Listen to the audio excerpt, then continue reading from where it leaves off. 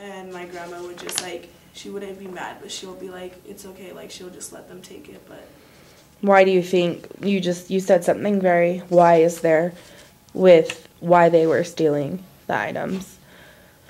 they were stealing them because, like, this one lady, like, she didn't have flour or anything to make food for her children, so then my grandmother left to go to the store to go get some more things and stuff like that, and then she came back and, like, her pot and everything was gone and stuff like that, and, like, a few weeks later, like, my grandma's house burned down because, like, people were just, like, jealous that she had a lot of things or something and they wanted it, so then they burned her house down, and then she came back and, like, her, like, bed was all, like, burned up and stuff, and then they just had to, like, rebuild stuff, or she just had to go and find her daughter to go live with. So it sounds like there's still a lot of desperate people. Mm-hmm. So even though the war is over,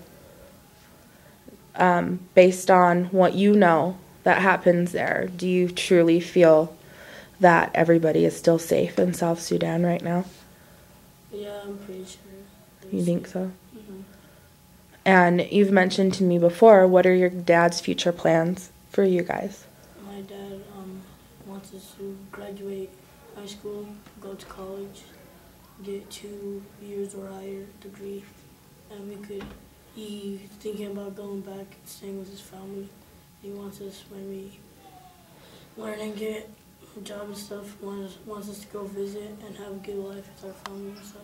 And, like, and at home he makes us speak Dinka and Arabic and our language and stuff, because he's afraid that we're gonna lose our culture, and he's just afraid that we're gonna forget about it. So he always tells us to just remember it and to always know that, like, we're special because we have that ability to, like, speak, like, 3 other languages and stuff and still be able to learn English, because when I came here I had to learn English when I was, like, 4, 5 or something like that, and, like, it was really hard for me and stuff, but I would have, like, my dad would have people come and teach me and, like, just, like, help me out and stuff, and then they finally took me to school. But I think I went, like, to elementary for the first time when I was in, like, 2nd grade or something like that. And Malek, you started kindergarten in the United States, right? Why don't you guys tell me a little bit about the decision behind your parents making the choice to come to the United States and what that process was like? Well, my dad was teaching over in Egypt when my mom was in Khartoum, so my mom had to take me and my sister all the way over there. And I think the scariest part for my mom on the trip was when we were on a boat going to Egypt, and Shay almost fell off the boat and they barely grabbed her. Yeah, because, like, we were all in a rush, and then people were pushing and shoving to get in there, and then I got shoved off, and then my mom said, like, my whole entire body was in the water except for my head, and she, like, grabbed my arm, and she was screaming for my help and stuff, and then a guy came, and then he took me out, and I was, like, soaking wet, and then she looked back, and, like, Malek was gone, because, like, she thinks that he ran away or something, but then there was another guy who was, like, trying to take him, and then my mom was, like, screaming, and she was, like, telling someone, oh, someone's trying to take my child and stuff, and then they got us, and then my mom just, like, and we just sat in the ship for a long time, and we just sat, like, slept and stuff, and she just made sure that we were always by her side, because there was a lot of crazy people who would just, like, take the kids and stuff, or, like, try and hurt us. Wow. So much like the people that would try to take the kids in the refugee camps? Mm-hmm. So, after you guys got to Egypt, then what? After we got to Egypt, my dad saved up his money, then we got on a plane. Then, before we came to America, I think we went to, like, Germany or something. Then we flew here to America. Or France. Yeah. You went to Germany or France, and then you came to America. And you did that through the United Nations? Yep. So, did you come straight to Utah? Yeah. When we came to Utah, my dad didn't really know what to do when he came, so we got a bus and went to Colorado where my aunts lived and stuff. So then they told us all about America and stuff. So then we came back to Utah and we just lived. And what kind of services were you given when your family got here? What kind of assistance did you get? Well, when we got here, we got into the church, and they helped us with like food and stuff. And if we didn't have enough money to pay bills or something, until my dad got a new job, then he started getting paid a good amount of money so he could support our family. Yeah, but like when I was born and I was like, because I only weighed like only 2 or like 3 pounds and I was really small and I was like super sick and stuff. And then like there was no hospital or doctor when we were in like Egypt and stuff like that. So then like my dad was just worried that like I wasn't gonna live and stuff. And then like whenever they would like feed me milk and stuff, I would just like throw it up and I wouldn't like eat and I was just like really sick and stuff. And then my dad finally like got enough money for me to go to the doctor, and then they took me there, and then I just like stayed in the hospital for a few months and stuff like that. In Egypt or when you got to the United States? In Egypt.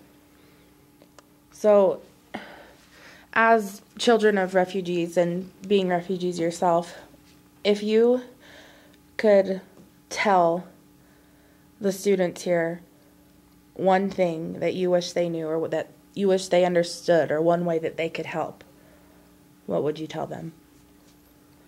I would just say like always like, because when I went to school for the first time and I was just afraid that people were gonna judge me for who I was and how I was from a different place and stuff. And like at school I would get teased for a few months and stuff like that. Oh, she's from Africa, she doesn't know anything. Or like they would just make fun of me of how I dressed and how my hair was always different and stuff.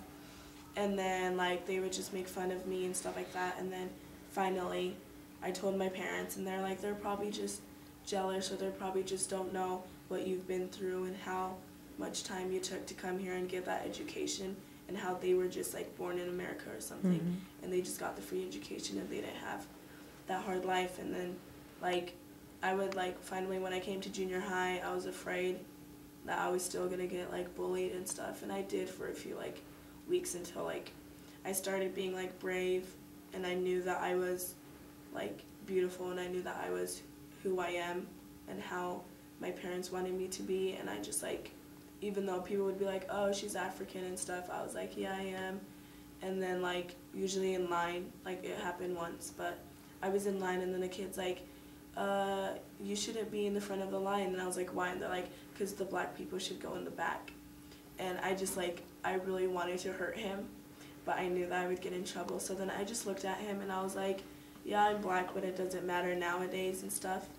And like, even though you guys don't like how I'm in the front of the line or how I'm black, I just like, it doesn't matter to me, and I'm still gonna be like who I am no matter what you say and stuff.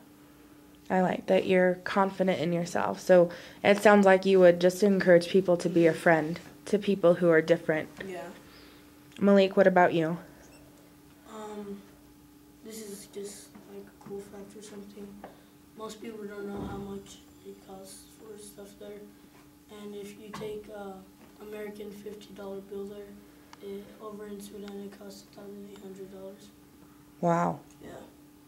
So money, even small amounts of money can make a great difference. Mm-hmm. I appreciate you guys sharing your story. And I think that you guys should be proud of where you've come from. And I hope that you guys continue to be good examples, because you guys are wonderful kids and you come from a great family. So thank you for sharing that with us. We appreciate it. Can you say something in Dinka to tell us goodbye? I don't know. You don't know how to say goodbye? We just say bye. Yeah. You just say bye? Yeah. That's it? Yeah. Well, thank you guys. You're awesome.